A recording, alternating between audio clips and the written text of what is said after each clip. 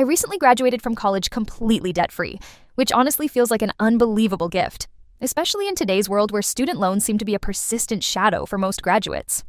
My debt-free graduation was only possible because of a college fund my grandmother set up for me when I was born. To say she was a significant figure in my life would be an understatement. Grandma was more than just a relative. She was like a second mom to me. She was the one who would pick me up from school if I had a rough day, the one who attended every recital and every little event I was a part of. When I fell sick, she would stay by my side, ensuring they were comfortable and safe. Her presence was a profound source of comfort and love throughout my childhood. Unfortunately, she passed away when I was 17, leaving a void that I still feel. It was incredibly tough losing someone who had been so vital to my upbringing. But even after her passing, her influence remained, because before her departure, she made a point to ensure that the money she was saving was designated specifically for my education. She was crystal clear about her intentions for that college fund, stating, "This money is for your education only." Her voice in the back of my mind every time I thought about the trust was like a guiding light, reminding me of her wishes and the importance she placed on my future. To make sure there were no misunderstandings, she had it written into a trust with my name on it, designed for college-related expenses only. Her foresight and diligence meant that no one else could claim that money for anything other than my education. It was a testament to her love and belief in the power of education, underscoring her determination that nothing should get in the way of my potential academic success. The trust was more than just a fund. It was a symbol of her belief in me and her support of my aspirations. Completing my education without the looming concern of debt was a blessing she bestowed upon me, something that I will remain eternally thankful for. Her funds enabled me to focus on gaining the knowledge and experience I needed to start my professional journey without the chains of financial stress attached. In today's educational landscape, where costs seem ever increasing, her gift has been a lifeline. But, above all, it was her way of ensuring that I had the freedom to chase my dreams without hesitation, a legacy of love and support that would stay with me beyond her lifetime. As life would have it, while I was cocooned in the warmth of my grandmother's love and support, my family dynamics were undergoing some significant changes. My dad got remarried when I was just 15. His new wife, now my stepmom, entered our lives. From the get-go, she wasn't exactly the warm and welcoming figure that I'd hoped she might be. Despite her cold demeanor, I tried my best to remain civil for my dad's sake. After all, he seemed genuinely happy, and that meant something to me. 2 years into their marriage, my dad and stepmom had a child, my half-brother. He's now 7, a sweet and innocent little guy with absolutely no fault in the way things were in our family. There's nothing against him from my side, but due to life's timing, we've never really grown close. Our connection didn't get the chance to blossom as I moved out for college shortly after his birth. This meant that my visits home were mostly limited to the holidays or brief stops. During those visits, I observed how my stepmom carried a somewhat distanced air about her, especially towards me. The kind that hovers in silence and polite, yet loaded conversations. It was like walking on eggshells, being careful with every word and action, knowing fully well that no gesture from me, however well-intentioned, would bridge the gap she had emotionally drawn. Despite this, I always aimed to maintain a connection with my little brother in the moments I was around. In the backdrop of strained interactions with my stepmom, his innocent presence served as a sweet reminder of family bond, a breath of fresh air in an otherwise taut environment. Although challenging, I'd remind myself that his life and experiences were no less valuable than mine. Our paths just hadn't intertwined in the way siblings usually experience. And while my dad's new family dynamic settled into the rhythm of life, my relationship with him became increasingly passive over the years. We talked, we met during holidays, but the once lively nature of our exchanges had morphed into something that felt formal and devoid of depth. These changes seemed inevitable with the extensions of my family through his remarriage. Yet, I'd hold on tight to the perspective that my eventual move out for college wasn't just a step towards career progression, it was also a gateway to personal exploration and independence away from the complicated family dynamics. My time away at college was not just about studies. It gave me the space to think, grow, and come to terms with what family meant to me beyond the physical, allowing me to focus on building my future, supported by the foundations Grandma laid. A future that was now more in my control than ever before. A couple of weeks ago, life added another twist following my graduation ceremony.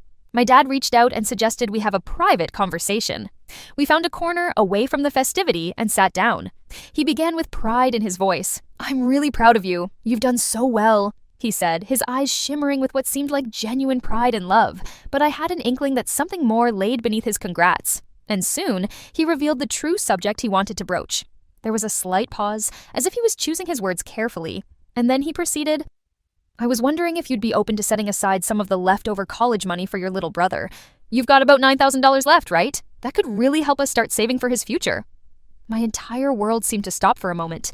It was as though the air turned thick, wrapping me in a fog of disbelief and internal conflict. I blinked, trying to discern if this request was real or some kind of misunderstanding. "Dad," I replied slowly, piecing my words together meticulously. "I haven't fully decided what I'd do with the leftover money, but I was thinking about using it for my move. I got a job out of state, or maybe even a down payment on a used car, and down the line, perhaps grad school." He nodded, seemingly understanding, but then countered in a tone that was more pleading than understanding. "I get that, but your brother doesn't have anyone else who can do that for him.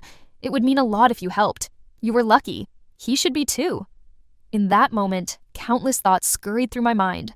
I knew this money was a gift, a legacy from Grandma, and designed explicitly for my education and future endeavors. Torn between my own aspirations and the emotional appeal grounded in familial duty, my mind pondered back and forth. However, the memory of my grandmother's persistent voice was strong in my head. "But Dad," I began, my voice firm though respectful, "that money wasn't from you or anyone else. It was from Grandma. She saved that money for me. Not for anyone else, and definitely not for your new family." His face went quiet, and the pride in his eyes shifted to something cloudy, like disappointment tinged with frustration. "I just thought you'd care more about your family. Guess I was wrong," he concluded, his voice carrying an edge that stung deeply. That sentence hung in the air between us, thickening the silence. I felt misunderstood and wronged for wanting to honor the wishes of someone who had sacrificed so much for me. It was my grandmother's way of cementing her belief in my future, her testament to our shared dreams.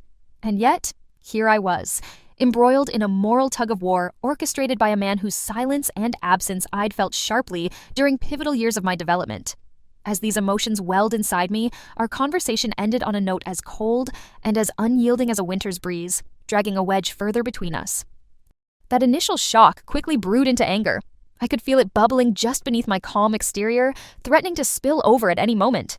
Here I was, having just graduated with the weight of my grandmother's love and support still fresh in my mind, and yet I was now being portrayed as the villain for simply hoping to preserve her legacy. Her steadfast dedication had seen me through college, leaving me free of debt. Now, I was being asked to sacrifice what was left of her thoughtful gift for someone whose life circumstances had never intersected mine in a meaningful way. It was clear to me that this wasn't about not caring for my family, it was about respecting the purpose of the sacrifice my grandmother made. A sacrifice she made knowing the challenges she foresaw in me, with the explicit wish for me to have opportunities she didn't. That clarity, though painful, solidified my resolve to stand firm. Despite my dad's attempts to guilt-trip me into agreeing, I couldn't shake the memories of when I was younger.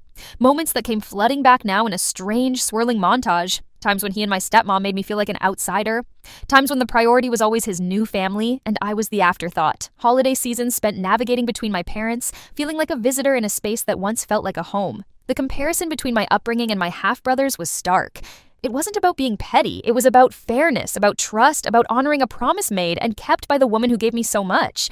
My loyalty could not be rocked by the tides of convenient family obligations. My stepmom's chilly demeanor had grown icier, matched only by the new tone she adopted. Her remarks cut deep. Well, not everyone's raised to be generous, I guess. That stung, striking a nerve with its unfairness. It was as if with every pointed comment, they were determined to paint me in a selfish light, coloring my refusal a betrayal rather than seeing it for the principled stance it truly was.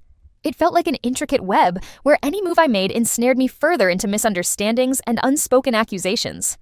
The weight of their judgments pressed heavily on my shoulders, yet I knew that what was right wasn't always what placates others.